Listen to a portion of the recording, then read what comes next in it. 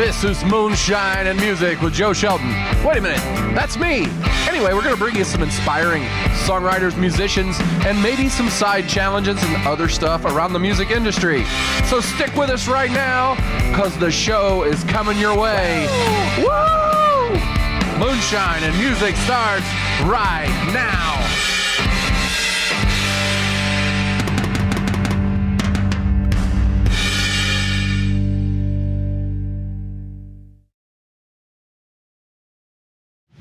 Welcome to Moonshine and Music. We are here with Joshua Powell of Joshua Powell and the Great Train Robbery, and also more recently, just Joshua Powell, as he's chopped loose the Great Train Robbery name for the new record. That's right. How you doing? I'm great, man. How are you? I'm great. Welcome to the show. Thanks for having me on. Oh, you're welcome. Thanks for coming out in the snow today. I know it's getting pretty brutal out there. It's tough getting here, right? Yeah, you just got to adapt, though. That's what Midwesterners do. Yeah, and by the time this comes on, hopefully it'll be nice and warm outside by the time we get this one out. Warm, sunny, green. How far back do you stack them? Well, we shoot 7, 8 in a day. Gotcha. And so nice. We're still a couple weeks from any of these starting to air, because it takes a while for us to produce the thing. So I have to adjust all my cultural references and make a bunch of guesses about how the world will be like 12 weeks from now. Yeah. Yeah, that's a good idea. We can do predictions. That's always fun. So where are you from originally? I grew up in Vero Beach, Florida. Then I went to school in Anderson, Indiana, and I've been living in Indianapolis for just over 2 years. So you went to Anderson U? That's right. For music or? Music business and writing. Yeah? Yep. Was it good for that? Was it a good place to be? I had a great experience there. I'm back teaching part-time in their program, in the music business program, to try to fill in some of what I saw as the gaps, just practical sort of postmodern take on the grit of being a DIY musician, and sort of the combination of entrepreneurial skill set and art that you have to carry into trying to do this for a living, fresh out of, you're 22 when you graduate. Yeah. And it's like, I went straight from college into like 2 years on the road, just consistently touring, and it was like a real crucible, man. You just learn a lot really, really quickly. And so even with 2 years of lead time, I was able to come back and start talking to kids that were in their mid-20s and saying, like, here's how you can save a ton of steps, So. Man, I think I need one of your courses. I like learn something new every 5 minutes in the music. It's crazy, man. Yeah, you have to. I mean, it really pays to be a lifelong learner here, because it's going to be different this time next year, and we have to know what's the best way to approach the shifting tides, and it's always gambling where you're going to put your chips and your promotional equity and everything else, but it's part of why it's a fun adventure. It's not just like a standardized accounting firm where there's a system and the system works. Like, this stuff it's a different challenge every day, which that appeals to me, keeps it fresh. When did you start playing music? How old were you? I started taking piano lessons at the age of 4.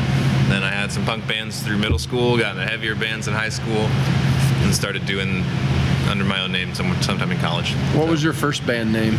Not All There. Not All There. Yeah.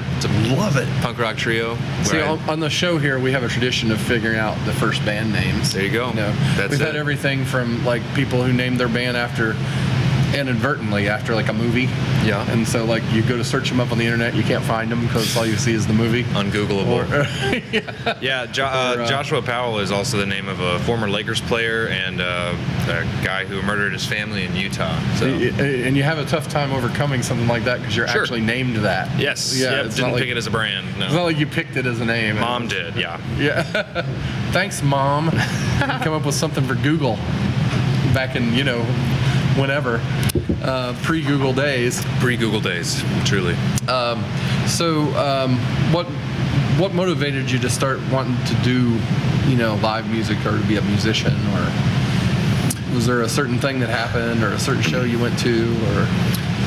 The first newsboys show that I went to was to see the band Plus 44, which is Mark Hoppus post Blink-182, and we were big Blink-182 fans, but I remember seeing the band The Matches. That was a pretty short-lived band from California. They're this like emo punk sort of art rock crossover. And I remember seeing Sean Harris wear plaid pants on stage and run around on dragging his microphone stand behind him on stage, and we had never heard of that band. Everyone else is like sort of really passively watching them waiting for Plus 44, and I just remember thinking like, oh man, that's crazy. And we fell in love with that band and ended up becoming much bigger fans of that band.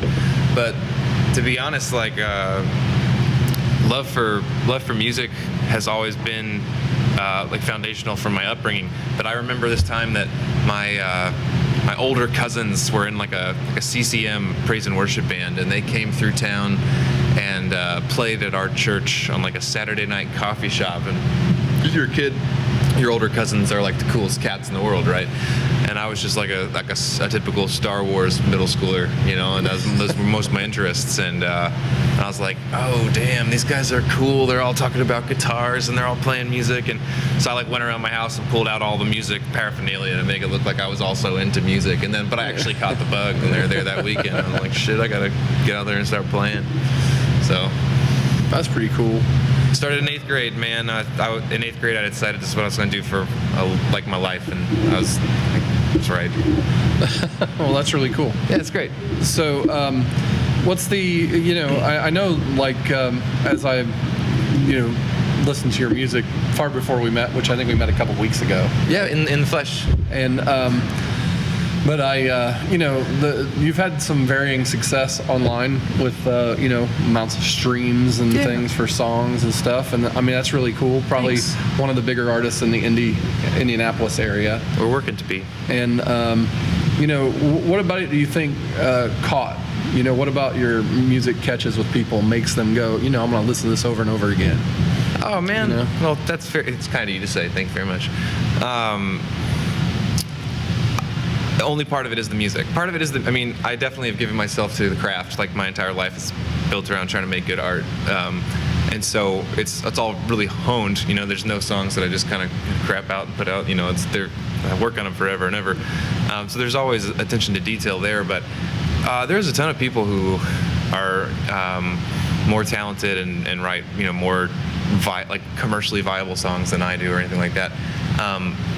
The success that we have regionally, and so far that we're, I'm not like, oh, look at us. Like we're super duper obscure outside of Indianapolis. But I really think that grit is the answer. Just being hungrier than anybody else, because I was recently on this hip-hop track with my friends Jeremiah Stokes and Oddity, and Oddity wrote this hook that says, y'all don't see the work that we're putting in, y'all don't see the grind, y'all don't see the pain and the hurt, and all this stuff. And it's just like, yeah, the people who engage with us and like consume our art in sort of a live way, if you come pay a ticket and see our show or whatever, you see like the tip of the iceberg of what it takes to like vocationally be an artist, because I spend at least 4 hours every single day on top of all the other gigs that I hold down, just chilling in my email inbox, sending emails, looking to try to get play on radio, trying to get better shows booked, building our regional network of indie bands, building our own press databases, sending press releases, building new content. And it's just like all the stuff that it takes to run a band. It's extremely tiring, extremely difficult to balance with surviving in America and making money. And it's incredibly jading, because all of us who make art believe in our art, otherwise we wouldn't take the time to make it and put it out there. But in such like an oversaturated world where everybody has every movie ever made in their living room, and it's hard to leave the house and you're competing with them, there's such a flood of content now that it takes a long time, I believe, for you to prove that like, oh, we're actually like, we're a franchise, we're an embargo, this exists, this art is like, it's a real thing, we're not just your friend's band. And so to be like the getting depressed by people not caring as much as you think they should, to stay in it that long and remind yourself long enough that I'm doing this because at the end of the day I love doing it, regardless if anyone else gives a shit or not. If you can keep your nose to the grindstone, like anyone can do what we've done with a little bit of talent. It's just like we've just cultivated the grind, because I believe that work ethic and faithfulness to the vision is going to carry. It's going to cut through the mix at the end of the day. Said at the end of the day too many times. We can edit that out, right? We don't do a whole lot of editing. No, here. I'm just kidding, man. I'm just kidding. No, I mean, as part of the grind on this side. Understandable, friend. Pretty much get away with just about whatever you want to say because I'm too lazy to edit it out.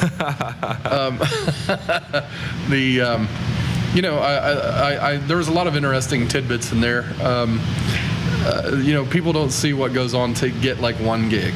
Sure. Right? Sure. If there's people watching that aren't musicians, or even if you are, it takes a lot to just get that one show, and to get a whole slate of them, 40 of them in a year or Right. whatever, is a constant, pounding of the pavement, right? It is an administrative job.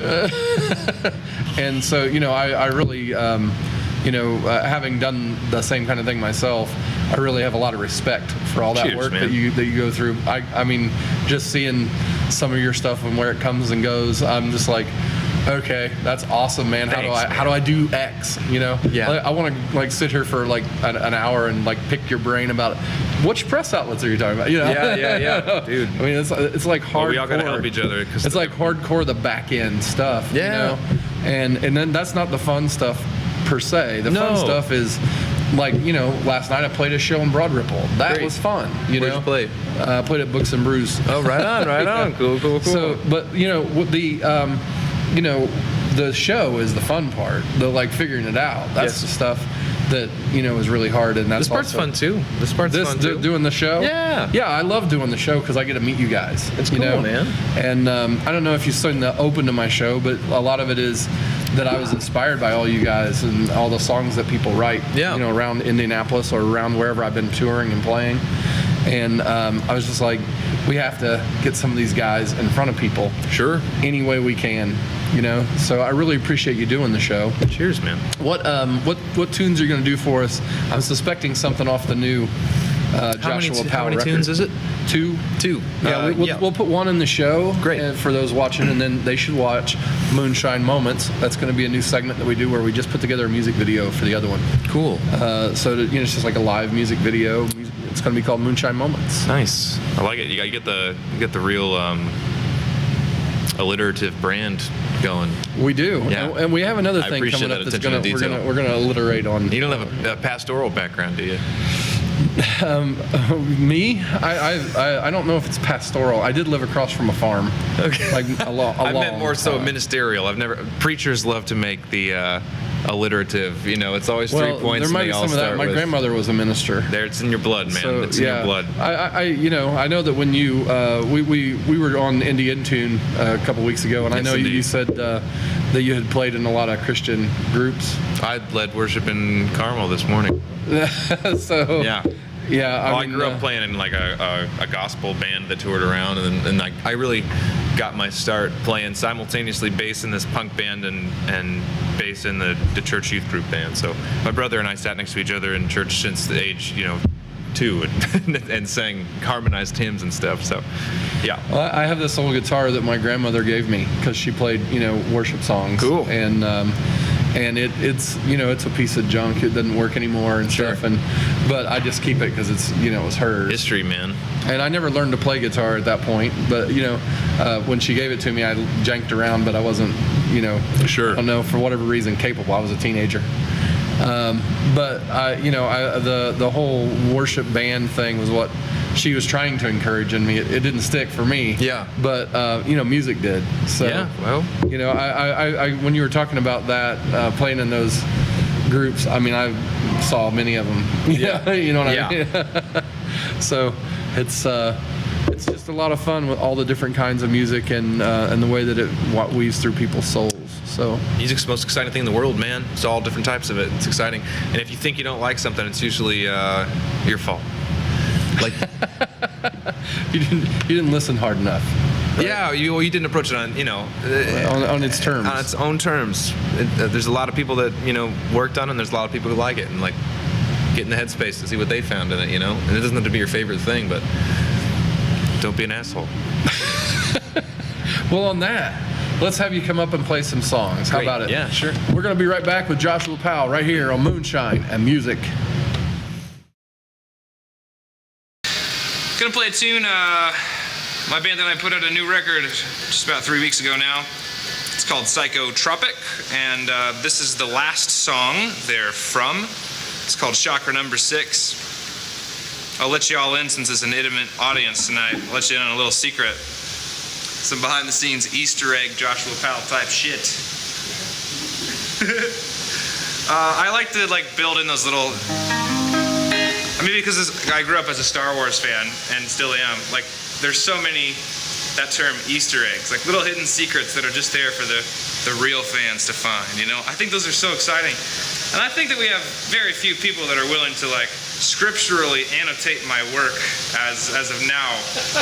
But there's a couple people now and then that have picked up on something that I build in, and it's always such a special treat to share that moment with that person. So I'm going to tell you just a little behind the scenes bit here.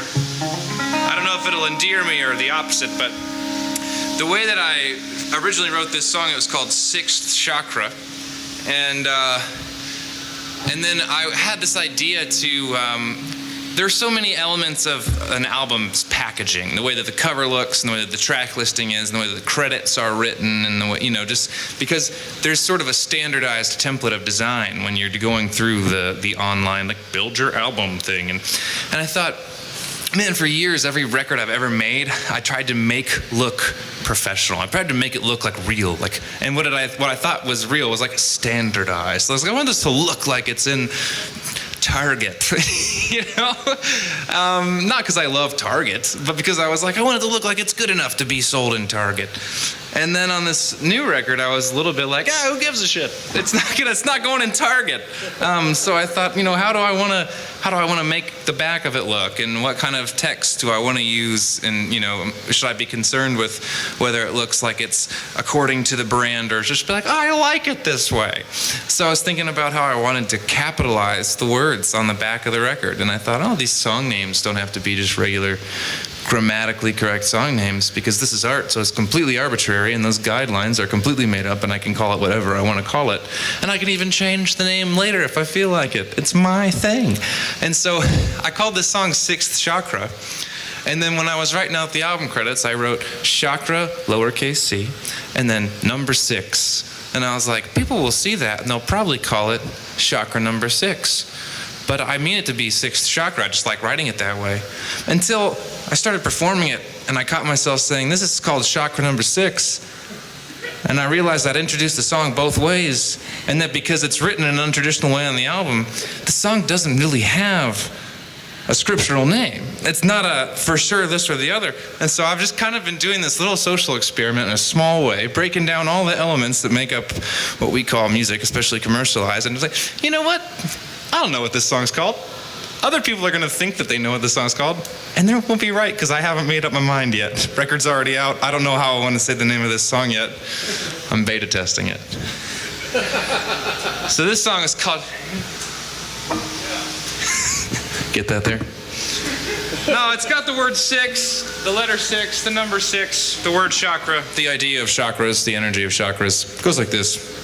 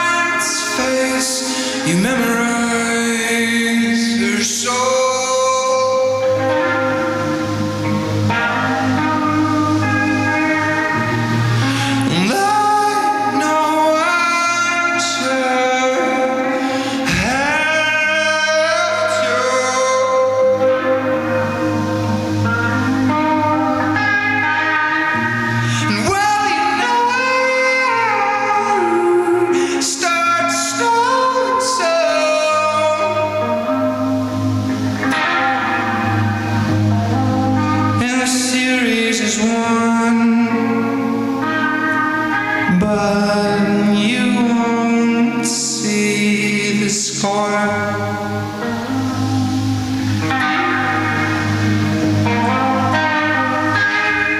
Twisted up like grapes in the throat of the morning.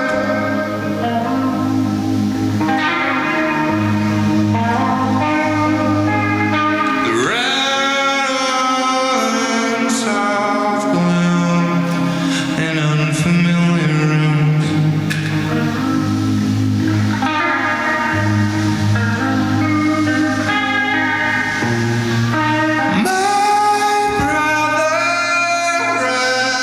Off the factory line.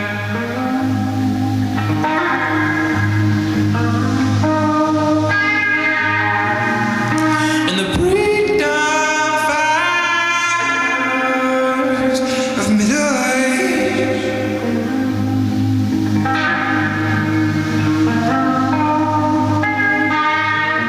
The rituals, silences the door.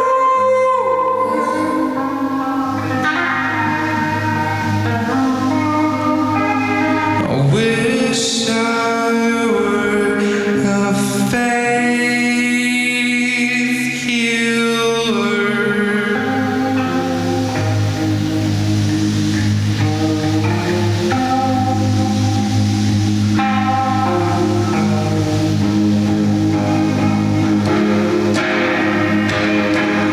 This time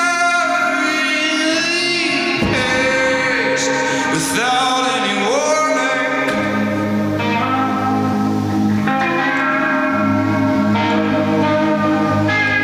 The restaurants have been sold.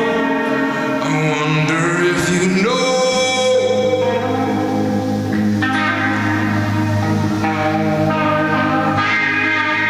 To vulture say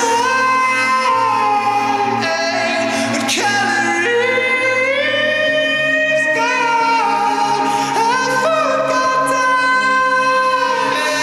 Brother, rest your blood, yours one.